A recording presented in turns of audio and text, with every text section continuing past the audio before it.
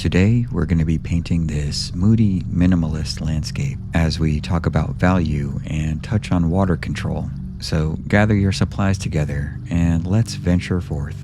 I'm going to be using a mix of Prussian Blue and Perylene Maroon. This is my favorite mix for making black, but since we're working monochrome, any color that gets sufficiently dark will do just as fine. Say something like neutral tint, indigo, Payne's gray, or Jane's gray would be more than suitable alternatives, especially if you're not looking to mix your own colors for something like this. Now we'll wet the paper down until it glistens, but not so much that the water is pooling on top of it. When I do this, I take the approach of almost oversaturating the paper. Not only am I putting these drops of water on, but the brush I'm bringing over is also saturated in water. So I'll begin with all this water on the paper, and then as I'm going, I'll be dabbing the brush off and slowly scaling back the amount of water that's on there. The idea is that we want the paper to soak the water through, so we're taking advantage of the paper's absorbency and using the brush to both help push the water into the paper and pull away the excess water that would be sitting on top otherwise. This ideally gives us an almost entirely evenly wet surface to begin our painting on. Now, we'll take our paint and begin to lay in a loose gradient coming from the top. When I say loose, I mean don't worry too much about making it even. Just allow the pigment to naturally come off the brush as you bring it down the paper. We'll be coming back to even it out in just a bit. We'll do a second layer coming from the top, starting from the other side, just to more evenly distribute the pigment. The consistency of our paint here isn't too critical, but for reference, mine is pretty close to melted butter. Now we'll begin laying in a gradient starting from the bottom. Then we can begin evening out this gradient a bit. Our goal with this layer is just to create a base to build the rest of our painting on. We want to create a bit of an infinite horizon, and we're using value to do that. If that's not a term you're familiar with, value is just how light or dark a color is. And when you're painting monochromatically, value is the biggest tool in your toolbox. I think painting with one color is a very important part of learning to paint in general. It's easy enough to sit down with a palette full of colors and think, okay, grass is green, the leaves on a tree are green, the bark is brown, the sky is blue, and so on. But what happens when those colors are more distant, or in light or shadow, or affected in some other way? Value holds a lot of the answers for those questions. We'll return to that topic in a bit, but for now, having finished our first layer, we'll set it aside to dry and then come back and re-wet the entire piece. We'll again use the same method of oversaturating the paper and pulling it back until we reach our desired level of wetness. For this layer, we'll be painting in a cloud line-like shape.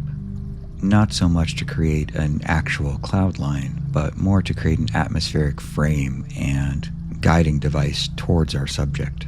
We're going to keep it loose and subtle. Ideally, this is going to be almost barely perceptible in the finished piece. With our painting kind of framed top and bottom by these darker values, the eye is naturally going to gravitate towards the lighter area in the center of the piece. So we can use that to gently nudge the viewer to look where we want them to. I'm keeping my palette on display here primarily so you can see how concentrated the pigment is in my mixture.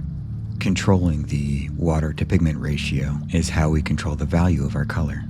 Returning to that discussion, reducing a scene to just pure value can give you a lot of information on how colors are affected by different circumstances.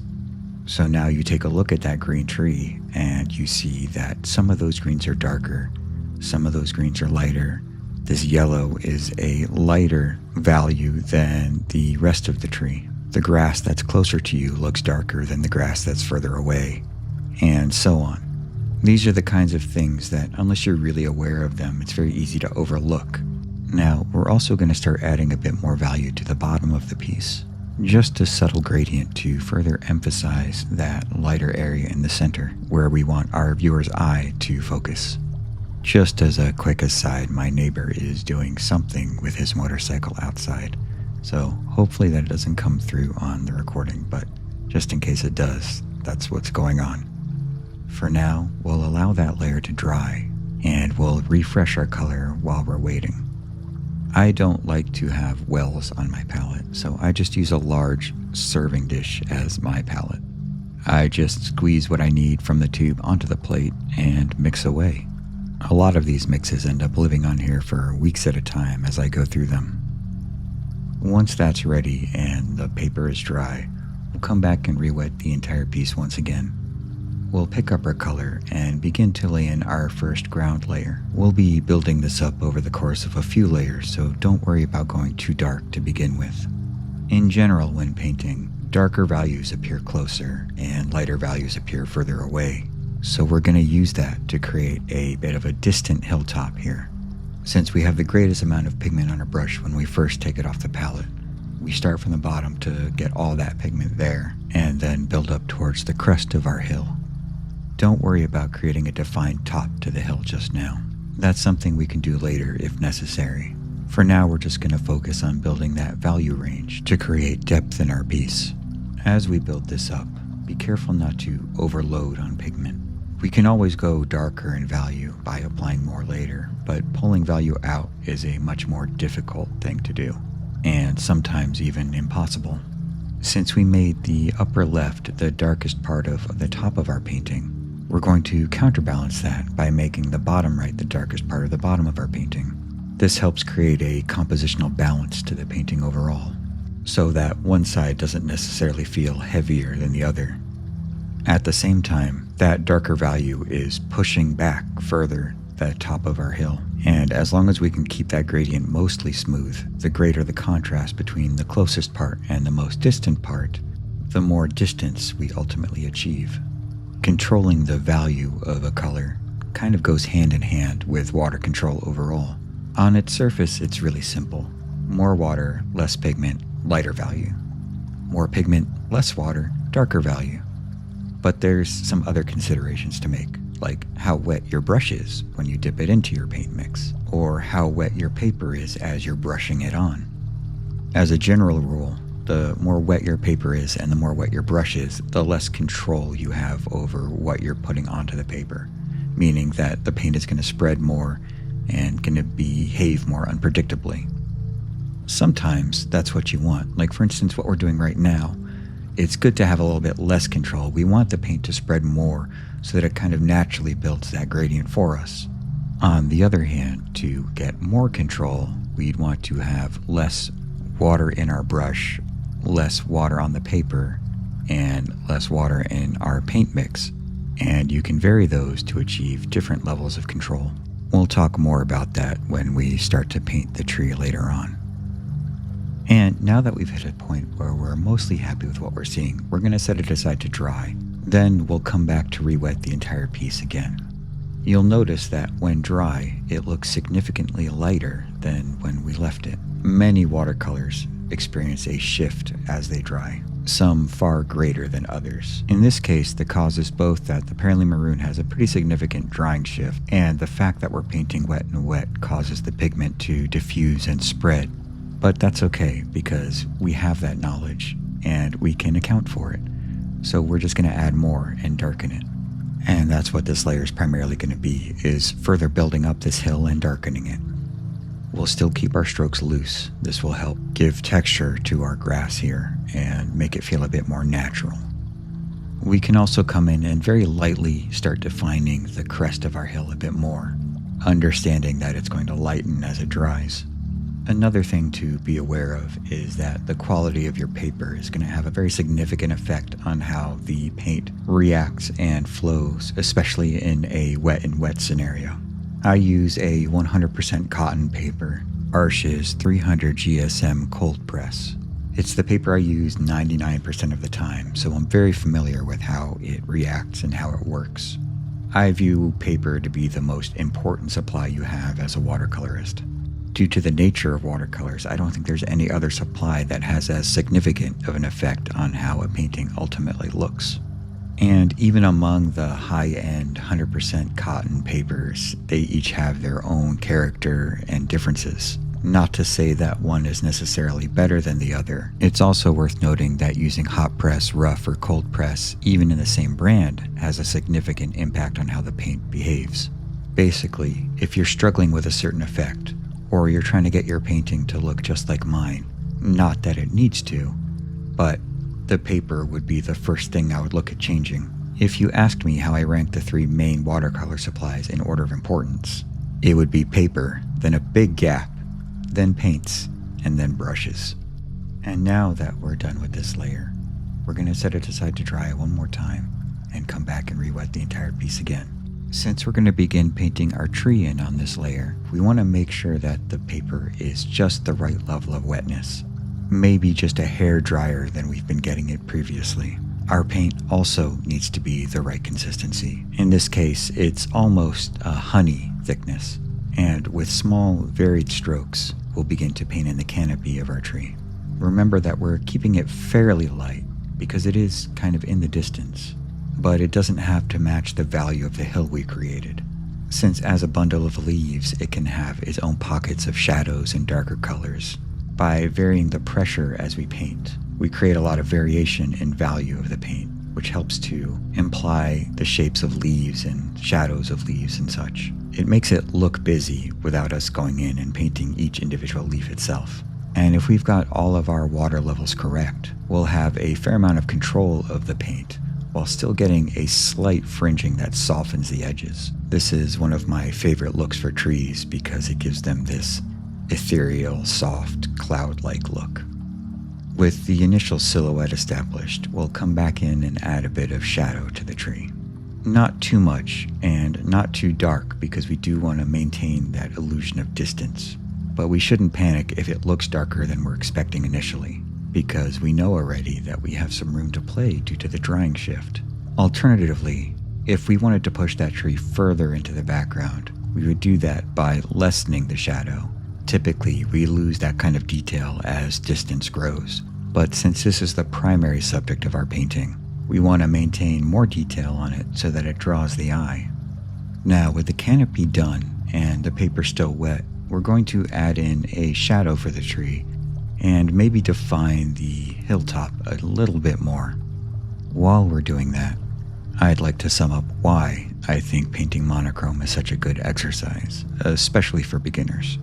Personally, I like painting monochrome in general just because I like the aesthetic of it, and it often matches the feeling I'm trying to convey in my paintings.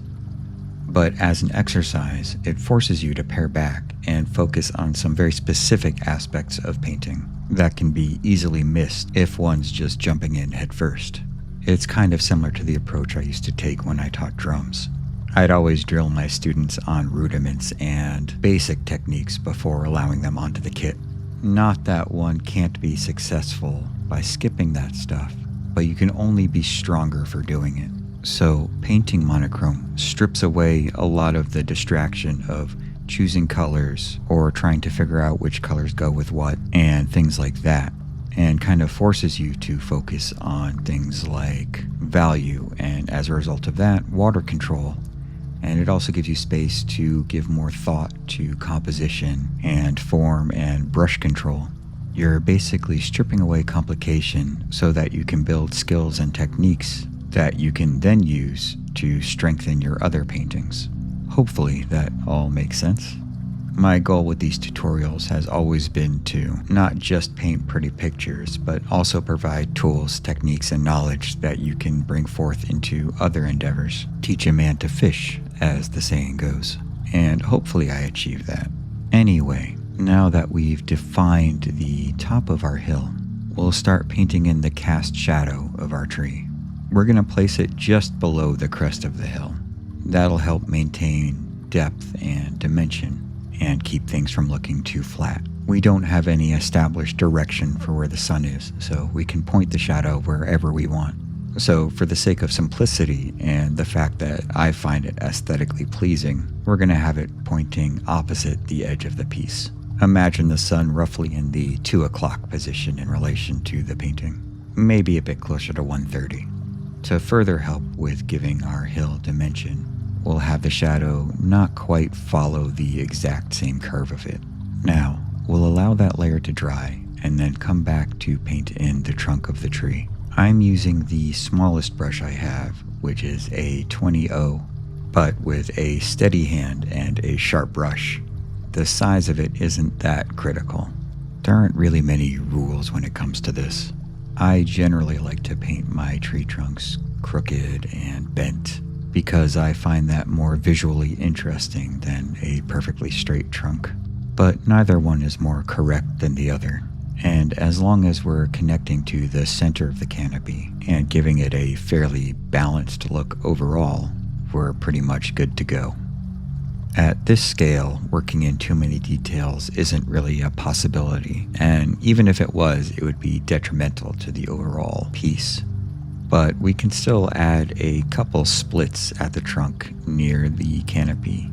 Just make sure to be careful with how thick you're making this. We don't want to throw our scale off too much. As usual, less is more in my opinion. The other thing to beware of is making the trunk too dark. To maintain our illusion of distance, we don't want it to be any darker than the cast shadow on the ground. This can be a little difficult since we're painting on dry paper. We don't have that dispersion that happens in water that lightens up paint quite as much. So that's just something to be aware of as you're painting. And as I've said in other videos, this is watercolor. Imperfections are part of what makes it such a wonderful medium. So don't beat yourself up if you make a mistake or it's not as perfect as you want it to be. It just adds more character. At worst, it's just another learning experience and a step further on your journey in watercolors. It doesn't matter how badly you mess up. You can always learn something from that to apply into the future. That's advice for both in life and in painting. For our last little detail, we're going to add a few little birds flying here. We're going to keep them very subtle so that they don't detract from the rest of the piece or become overbearing. That means we'll be pulling our paint from a fairly diluted area of the palette. Then it's just a matter of painting in the shapes. It's really not that different than those V shapes you might have used as a kid when drawing birds in the sky. But you can give them a little bit of dimension, varying the wing sizes or the shapes just a bit to imply movement in a certain direction or a different angle of facing. And depending on the scale you're painting at, you could detail the silhouette even more. But at this scale, we're going to keep them almost to that V shape, and we'll just vary the size and thickness of the wings, and maybe add a slight bit of shape to imply the body of the bird. Again, keeping them very subtle and almost barely there. You're not really going to see them unless you're looking for them. They're really just adding texture to the overall piece. We'll offset this second one from the first. This one's going to be even lighter and tinier than the first one. It's a bit further away in the distance. And this last one will offset again and space further away, just to introduce randomness here. This one ended up almost looking more like a bat in the end. I like bats. They probably suit my aesthetic more than birds do anyway. And with that, we're done.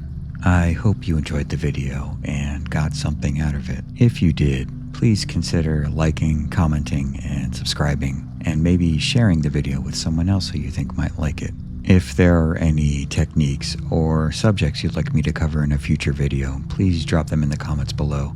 I am always looking for more ideas. If you would like to support more directly, you can go to my website at gkc.art and add a piece of mine to your collection. I do also have a Ko-fi link if that is more your speed. If you made it this far in the video, drop a cloud emoji in the comments. That helps me know who the cool people are. Thank you again for watching and sharing your time with me. It really does mean the world to me.